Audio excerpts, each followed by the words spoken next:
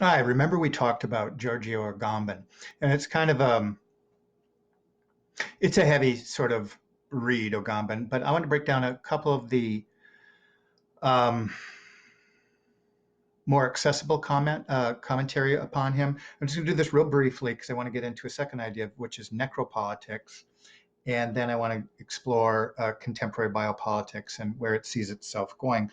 But again, for Agamben, biopolitics is all about figuring out who's the sovereign. Like Foucault, he wanted to figure out who truly has control over life and death, and the normative, describing what the norm is, what's good and what's not good. And what's similar for both Agamben and Foucault is that in the modern world, um, our institutions and the managers of those institutions want to control our bodies, and that entails also our minds, our beings, our thinkings, our frame of reference, and everything else. That is biopolitics. That's exoteric biopolitics. That's what you're studying at the universities.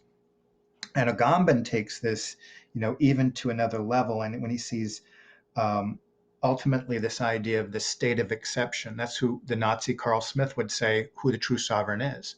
And he actually thought it was Schmidt, especially during the Third Reich era, that's healthy that the invisible government gets to decide who lives or who dies or who's worthy of being part of the political system and who should be eliminated.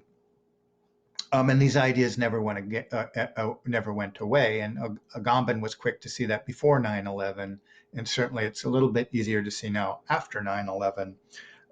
But the state of exception, he would say, where the security state moves in and becomes quite clearly the visible state after 9/11, and he would say it reduces people in a more obvious way than ever before to bare life. And he sees the modern state. And again, part of this idea that the deep state or the security state exists is that it's in time of crisis, it can come out and become the visible government, um, or at least increasingly call the shots for the visible government.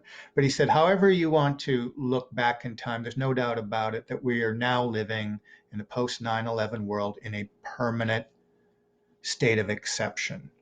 That means that we don't have to take over the war over there because they're going to be over here. We're all suspects in this new world. And Agamben was a little ahead of the curve in figuring this out, that we're all part of a terror watch list, that increasingly censorship and whatever we say, we have to, and I know growing up, when you'd look at novels about the Soviet Union or communist China, it was hard to imagine that people, and it's seeming more like 1984 each and every day, unless you're fortunate enough to live in La La Land.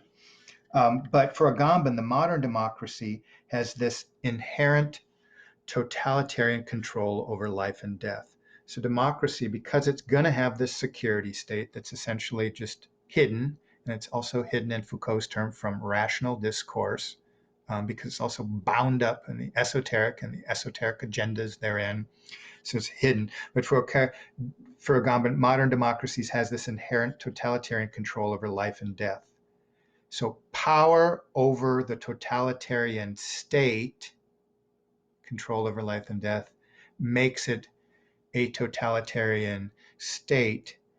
And he thought the natural outcome of a democracy would be totalitarianism. And is this anything new? No, that's what all the classical thinkers thought. That's why democracy was the worst form of government, because it always disintegrated into totalitarianism. And that's what the framers of the United States, who had studied all the great thinkers, both from the ancient, the medieval, and the Renaissance world, realized that it was the worst form of government. It's only through repetition that we think it's somehow an acceptable form of government. But it necessarily ends in totalitarianism. Always, always, always has. In the same way, every fiat currency has crashed. So let me introduce you to an idea called um, necropolitics very quickly. And I just want to have a quick takeaway from this. And this is an African thinker who studied quite a while in the vein of Foucault. Um, and his name is Achille or Achille Membi. I'm sure I didn't pronounce that correctly. So I've never heard his name actually pronounced, and I've never heard him. I know that there's YouTube lectures available with him speaking, but I've never listened to one, so I don't know how to pronounce his name. But his last name is spelled Mbembe. And he's going to expand upon Agamben's state of exception, and he's going to stress that to exercise sovereignty is to exercise control over morality and to define life as the deployment of manifest powers. Okay. So he also is going to go back and look at the Nazi Carl Schmitt and this idea of the state of exception along with Agamben. And he's going to say that really biopolitics, it's not just deciding who can live and who can die and the idea that institutions control power, but he's going to dig in and take it to another level here. He's going to say, really, we should be thinking of a term he labels necropolitics, and necro having to do with death. He's going to say the politics of death, he's going to call it, assumes that the ultimate expression of sovereignty reside in the power and the capacity to decide who may live and who must die. Hence, to kill or allow to live constitute the limits of sovereignty. So far, it's pretty similar to Agamben. And its fundamental attributes are the concept of democide. And I'd like to introduce him later, but the professor out of the University of Hawaii that came up with the democratic peace theory, Hummel, I believe is his name, 1979, also came up with the idea of democide, a fascinating look at, it's really a precursor to necropolitics, democide, and the idea that the most quote unquote legitimate governments of the 20th century have been, I'll hopefully introduce democide in Hummel's work. But he's alluding to it here. The concept of democide also highlights this phenomenon. And I would like to introduce this now that we're on it. But let me just finish with necropolitics and Mbembe's assertion. And he's going to add that what goes beyond merely inscribing, this would be sort of Foucault and Agamben's ideas, a little bit more Foucault's ideas. It goes beyond inscribing bodies with disciplinary apparatus. So, Foucault is going to say we think and are socialized and inculcated into our worldview through repetition in the schools and the televisions, and he looks even into the healthcare and prison system and so forth. But in the era that we live in now, as Agamben might say, we're living in a permanent state of exception. Technologies of destruction have become more tactile, more anatomical, more sensorial, in a context in which the choice is between life and death. As such, the era of necropower is characterized by the deployment of weapons.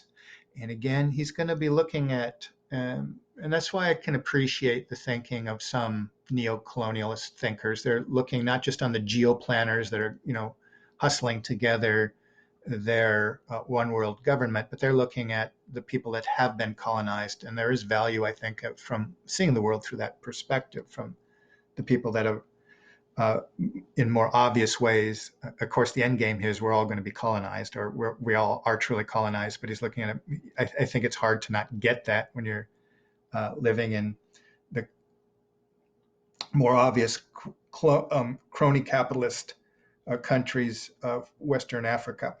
In the era of necropolitics, so by the deployment of weapons. So here we go with his quote that I want to finish with. In the interest of maximum destruction of persons and the creating of death worlds, fun term, death worlds, new and unique forms of social existence in which vast populations are subject to conditions of life conferring upon them the status of living dead. The status of living dead. And that is very similar to what Agamben would call the camp, where you don't even get the most basic rights of a citizen, the right to trial and the right to due process. And we're seeing increasingly with the rolling out, whether it's YouTube or in the press that increasingly we are limited in terms of what we can think and what we can speak. We have to be aware of what countries now we're not allowed to criticize. Very Orwellian. And so we're finding ourselves increasingly straddling a world in which we were assured of some civil rights and a world where we're just not sure anymore.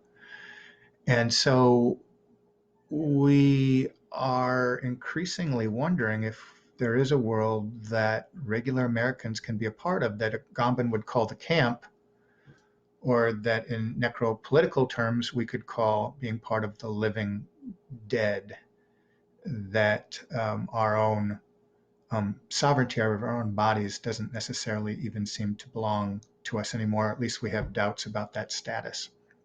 So I'm going to continue a bit with contemporary biopolitics and how the end game is really getting down to the Rosetta Stone, which is, and we'll see has always been, our code. And that's perhaps the last bastion of sovereignty we have over deciding whether or not we want our genetic code to be tampered with.